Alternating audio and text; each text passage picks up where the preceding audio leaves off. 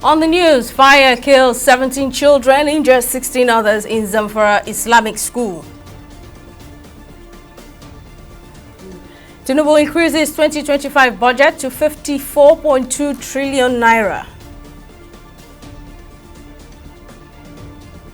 And BDP BOT recognizes Ude Okoye as authentic national secretary. Many thanks for joining us on News Now on TV 360 Nigeria. I'm Simisa Latikun. We begin with the fire outbreak that occurred at an Islamia school in the Kaura Namoda local government area of Zamfara state. Residents say the fire started late on Tuesday night and raged for about 3 hours before it was brought under control, leaving 17 Almajiri students dead and 16 others injured. All 17 dead students have been buried on Wednesday.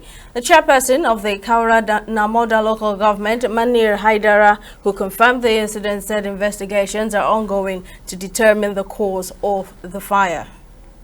And President Bola Tinubu has proposed an increase in the 2025 budget from 49.7 trillion naira to 54.2 trillion naira, citing additional revenues generated by key government agencies.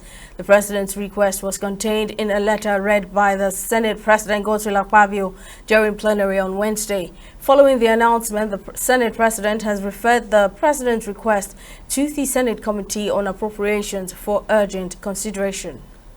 Both the Senate Committee on Appropriations, Senate Committee on National Planning, Senate Committee on Finance established that we can generate more revenue by tasking all the institutions to do more. And the Federal Inland Revenue Service confirmed their ability to do more than what was submitted. Equally, the government-owned enterprises were, it was established that they can contribute more revenue, as well as the custom service. So revenue, additional revenue amounting to over 4.5 trillion was established, and this was taken to His Excellency Mr. President, because the beauty of the National Assembly Executive Corporation is that it's a harmonious relationship. So Mr. President was briefed on this additional revenue, and he consulted and he guided that this additional revenue should be used to further strengthen the Bank of Agriculture, Bank of Industry, support the diversification by putting more money in the solid mineral sector, as well as projects under the Renewed Hope Infrastructure Fund. Water resources in northeastern Nigeria. President Bola Tinubu has authorized 80 billion naira for the expansion and reconstruction of the Alu Dam in Borno State, a critical infrastructure project. The decision was announced by the Minister of Water Resources, Joseph Utsef, at the end of the second leg of a two-day Federal Executive Council meeting on Tuesday. TV 360's Okpayemi Owosheni completes the report. Situated in the Alau community of Konduga local government area of Borno State, the Alau Dam, which was constructed in 1984 to 1986, impounds a major reservoir on the Ngada River, one of the tributaries of Lake Chad. In September 2024, the dam collapse caused catastrophic flooding in Borno State and killed over 150 people, with at least 419,000 people displaced. Speaking to newsmen after the council meeting, the Minister of Water Resources says President Tinubu's approval of 80 billion naira for expansion of the dam follows the submission of a report on the Ministerial Committee set up on September 23, 2024 for the evaluation of dams in Nigeria. The committee work is ongoing, and subsequently reports of the remaining 34 and other dams that are ongoing, the assessment is ongoing, will be presented to the Federal Executive Council and the entire Nigerians. So as it stands now, the approval for the construction of and rehabilitation of Alau Dam has been done by Mr. President, which is awaiting the ratification of the Federal Executive Council when all other due process had been observed. FEC also approved 203.6 billion naira for 6 major infrastructure projects in the Federal Capital Territory aimed at improving road networks, erosion control and water supply. It's approval for the award of contract for the rehabilitation and resurfacing of existing roads at Yakubu Gowon Crescent, Thomas Sankara Road, JF Kennedy Street, Ibrahim Taiwo Street, Muhammadu Ribado Street, and Shehu Shagarui from the N13 OX junction to Maitama roundabout. And the contractor is Mr. Julius Berger, and the total sum of the contract is 20.4 billion with completion period of 8 months. On his part, the Minister of Works, Dave Umahi, disclosed that the federal government is set to take over any section of the Lagos-Ibadan Expressway not completed by contractors before April, as it pushes to finalize the long-delayed project. The Lagos bound is about 8.55 kilometer, and this is what we rescoped. That amount is 22. So you technically have about 30 billion, even though the total value of the project is 213 billion. But don't forget that what is needed to complete that road is 30 billion, and that's Arab contractors, and we are poised to take over some of the route if any of them will not be completed by the month of April, because we need to commission that project. The council also approved 2 major initiatives to advance Nigeria's digital economy. The Minister of Communications, Innovation and Digital Economy, Bosun Tijani, who disclosed this, said the Nigeria Universal Communication Access Project and National Artificial Intelligence Trust will focus on expanding connectivity to underserved communities and positioning Nigeria as a global leader in artificial intelligence. Okbayemi Obosheni, 360 News, Lagos. President Bola Tinubu has departed Abuja on Wednesday for Paris, France, on a private visit en route to Addis Ababa, the Ethiopian capital, for the 46th Ordinary Session of the Executive Council and the 38th Ordinary Session of the Assembly of the African Union Heads of State. While in France, Tinubu will meet with his French counterpart, President Emmanuel Macron. The special advisor to the president, who spoke after Tinubu's departure, highlighted some of the issues to be discussed at the meeting from February 17 to 18, 2025.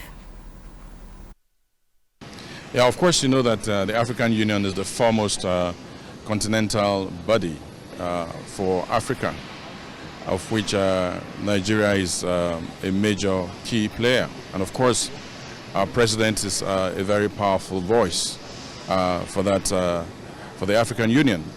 But also, you know that as the chairman of ECOWAS, one of the main regional bodies, the President Bola Tinubu, is also the chairman of ECOWAS. And you've seen the way he has managed ECOWAS in the last 2 years as the chairman. You've seen the military coups that have occurred. You've seen what has come out of it. You've seen how he has managed it, even to the point of giving the 3 countries 6 months to rethink and reconnect with ECOWAS. Of course, we know that January 29th that expired. We know that the process of them leaving is almost concluded, but we also know of the truth that 1 or 2 of these countries are trying to reach back and take advantage of that of the 6 months window. And I think that at that AU summit in Addis Ababa, the chairman of ECOWAS will have an opportunity to brief the continental body. And of course, some of these countries too will be there. So there will be a lot of high-level meetings, a lot of bilateral meetings. So it's a very key meeting. Ahead of the Anambra governorship election and the FCT area council election, the Independent National Electoral Commission, INEC, has called on CSOs to closely monitor the upcoming party primaries and take decisive action against the growing trend of aspirants buying delegates. INEC Chairman Mahmood Yakubu issued this call on Tuesday in Abuja during the first regular consultative meeting with CSOs for 2025 held at the Commission's headquarters in Abuja. According to him, some delegates have openly admitted to receiving financial inducement during the nomination process, underscoring the need for closer scrutiny and decisive action. the Commission released the timetable and schedule of activities for the Anambra State governorship election on the 17th of October last year. As required by law, the notice of election was published on 13th November 2024. That is 360 days before the date fixed for the election, scheduled to hold on the 8th of November 2025. The next activity is the conduct of party primaries, which begins next month. All political parties interested in fielding candidates for the election shall commence their primaries on 20th March 2025 and end 3 weeks later on 10th April 2025. The Commission's preparations for the election is an item on the agenda for this meeting. Similarly, the Commission has released the timetable and schedule of activities for the area council election in the Federal Capital Territory, which is the only part of the country where INEC conducts local government elections. The challenge that you have thrown to us is a challenge that we will have to approach from a multi-stakeholder perspective. The menace of vote buying, at the general elections, and that perpetuated by the politicians, will need the collective effort of not just civil society, but the security agencies and the media. And we will, as we have already started doing, continue to beam searchlights on the activities of politicians, their political parties, and their candidates in any elections. In commemoration of this year's World Cancer Day, health experts have called for increased collective effort to address disparities and improve outcomes for all individuals affected by the deadly disease. According to the World Health Organization, this year's World Cancer Day theme, Close the Care Gap, highlights the importance of focusing on reducing inequalities in cancer care and ensuring that everyone, regardless of their background or location, has access to timely and effective treatment. This next report from Kebbi highlights the state government's efforts at addressing the deadly disease. Cancer remains one of the leading causes of death worldwide, with over 18 million new cases diagnosed every year. In Nigeria alone, approximately 100,000 new cases are recorded annually. Factors such as late diagnosis and inappropriate treatment are listed as leading causes of cancer deaths, especially in low and middle-income countries. 38-year-old Dolly Kaina, who is receiving treatment for breast cancer, shares her story. According to her, she dismissed unusual pains and opted for herbal remedies instead of seeking professional help. She now urges women, particularly those in rural communities, to prioritize their health by seeking immediate medical attention if they experience any symptoms. I have been experiencing pain in my armpit. When I first fell ill, I was unaware of the cause of my sickness. Despite trying traditional medicine, which did not provide any relief, my aunt, who lives in town, advised me to undergo a medical checkup at FMC Kebbi to determine the source of my discomfort. Unfortunately, the diagnosis revealed that I have cancer, a disease I knew very little about. Having relied solely on traditional medicine, which proved ineffective, the medical team informed us that if we were willing, we could proceed with treatment, which involved a series of injections, followed by surgery, and then completion of the remaining injections. Cancer treatment is quite expensive given the significant financial burden. Health experts say government intervention to support cancer patients is critical. The Kebbi government says it is dedicated to closing the gap in healthcare within the state by improving access to essential medical services, including cancer care. Before, like for ultrasound, they send people for ultrasound to go, and it's going to give you a general view of what it is. But things like PET scan, CT scans, MRIs, these are new machines now that are available, and each day they are being improved, will show clearly where the cancer is, how big it is, and if it's possible, if they are resectable, like in medical terms, they can be surgically removed. State level, Kebbi State government has established a cancer unit in the Kebbi State Teaching Hospital, Kalgo, and also it has established an indigent cancer fund. And based on the category or stage at which your cancer is, the funds is being distributed accordingly for patients, either for surgery or chemotherapy or radiotherapy. The state government is giving funds accordingly for patients to avail those services. Experts say medical advancements and improved early detection methods have significantly increased survival rate, offering a lifeline to those battling the disease.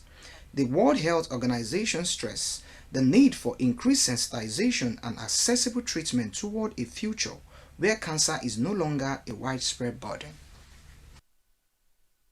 And to party matters, the People's Democratic Party PDP's Board of Trustees has recognized Ude Okoye as the party's authentic national secretary. The decision was taken during an emergency meeting in Abuja on Wednesday over the party's lingering crisis. The BOT urged the party's National Working Committee to immediately swear him in as the substantive national secretary of the PDP. We'll take a short break, but still to come, Sweden's worst mass shooting leaves at least 11 dead at an adult education center. Stay with us for details.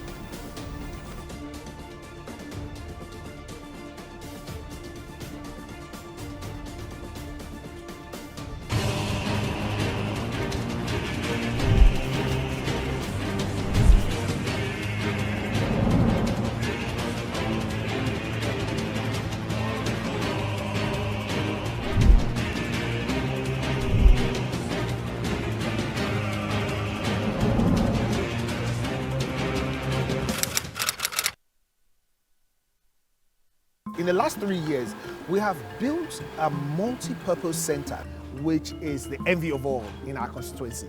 And I can tell you that the people who are living there are already enjoying it. Guy, do you think what this man just said is true? See, I seriously doubt. I'm sure it's one of those their silly lies. Wait, do you know there's a way to find out if these things he's saying is true or not?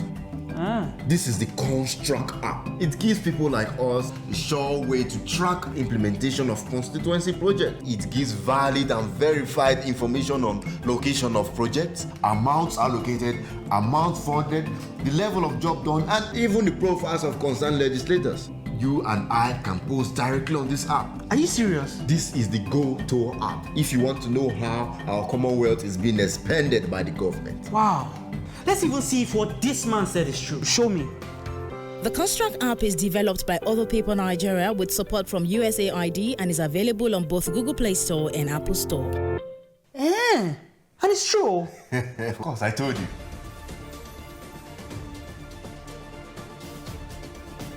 Welcome back. Here's a recap of our top stories. 17 Almajiri students have died and 16 others injured in a fire outbreak that occurred at an Islamia school in the Kaura Namoda local government area of Zamfara State. The chairman of the Kaura Namoda local government area, Manir Haidara, who confirmed the incident, said investigations are ongoing to determine the cause of the fire. We also told you that President Bola Tinubu has proposed an increase in the 2025 budget from 49.7 trillion naira to 54.2 trillion naira, citing additional revenues generated by key government agencies. The president's request was contained in a letter read by the Senate President Godswill Akpabio during plenary on Wednesday. In case you missed any of our news bulletins or for more updates, you can catch us on Limex World TV and AVO TV or log on to our website on www.tv360nigeria.com. You can also follow us on our social media platforms on Twitter, Instagram and YouTube at TV360 Nigeria or download our mobile app on Google Play Store, Huawei App Gallery and Apple Store, on Facebook or at TV360 online.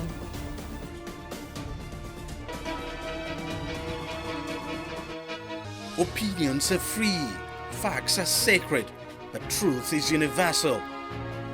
How in practical terms? can we, for instance, de-escalate the tension? When you go into public office, you must be ready to answer to the people. We know where the enemy is. 3 places. The Lake Chad Basin, the border area between Nigeria and Cameroon, and then the Sambisa Forest. On Digi 360, we give you a complete dose of everything. Opinion, facts, and undiluted truth. I hardly believe what politicians say in this part of the world. A new Nigeria is possible, a future is possible. We delve into the issues, dissect it so that you can understand it, use it to take action. I don't think there's any need for any governor to look for grant for ranching. Digi 360, dissecting the issues.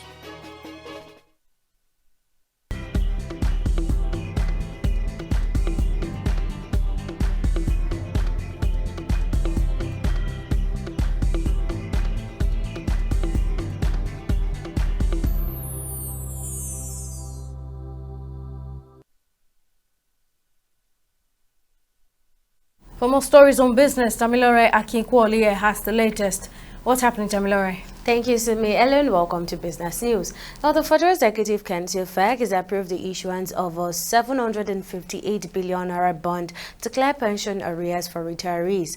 Minister of Finance and Coordinating Minister of the Economy, Wale Edun, who briefed State House correspondents after the 23rd Federal Executive Council meeting chaired by President Bola Ahmed Tinubu, says the move would address the financial burden of retirees who are waiting their entitlement. The backlog of pension liabilities owed various categories of pensioners who are owed funds under the defined benefit system that preceded the defined contributory pension scheme that came into force in 2004 and of course was updated with a new act in 2014.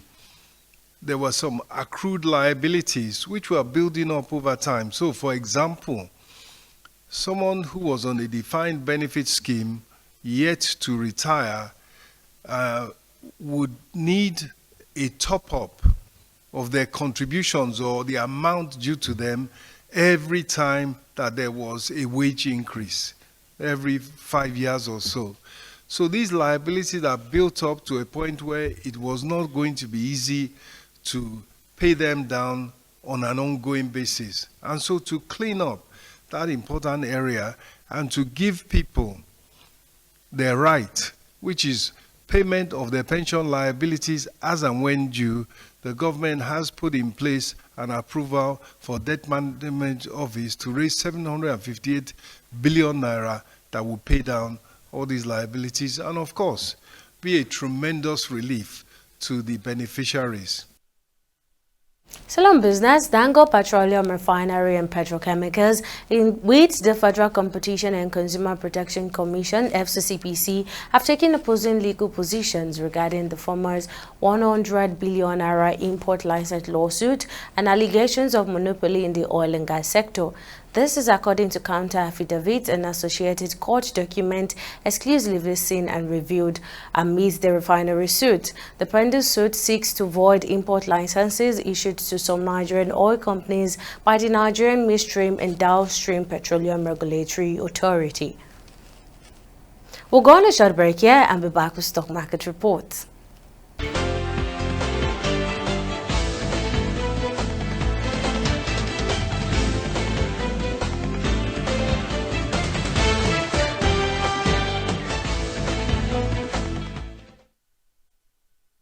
The Nigerian exchange market has been on a celebratory streak since the beginning of February, and today's trading session was no exception. The market continued its positive momentum, adding over 1 trillion naira in gains, which puts the market capitalization to an impressive 65.23 trillion naira, reflecting a 0.51% appreciation.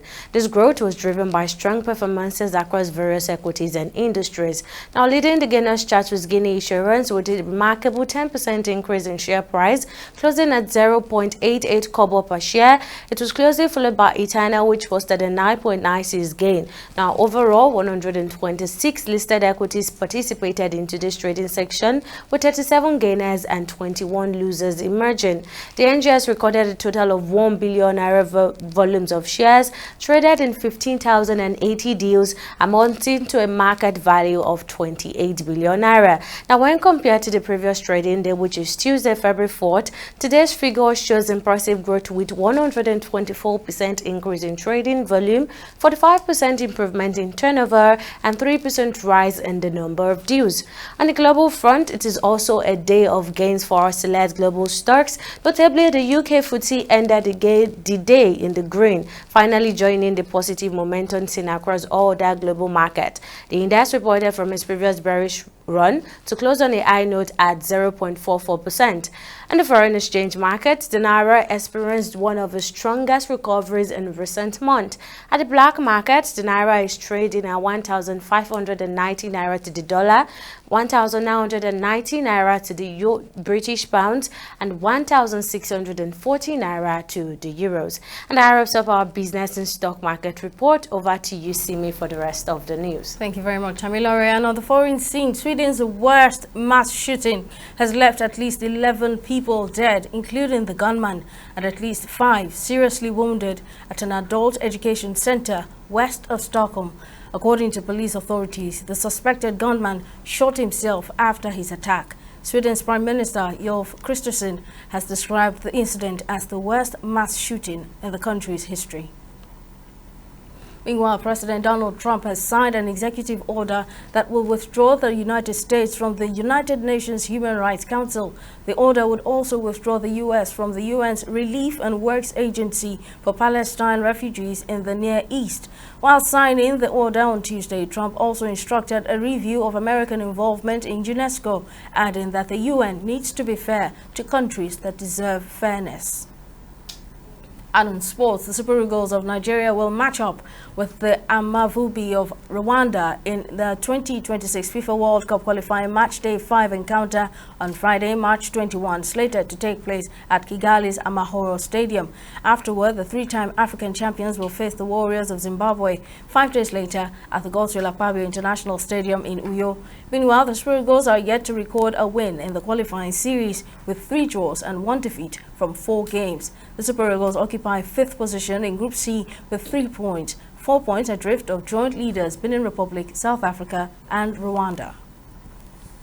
Still on sport, the Premier League Corporation says it is actively addressing the challenges posed by video assistant referee errors, having recorded 13 mistakes in the first 23 match rounds of the current season, a notable decrease from 20 errors at the same point last term. These errors comprise 4 incorrect VAR interventions and 9 missed interventions, as identified by the Key Match Incidents Panel. In response, the league has unveiled a 6-point plan aimed at enhancing the accuracy, speed and transparency of VAR decisions. And that's it on News Now. Thank you very much for watching. We'll see you again next time.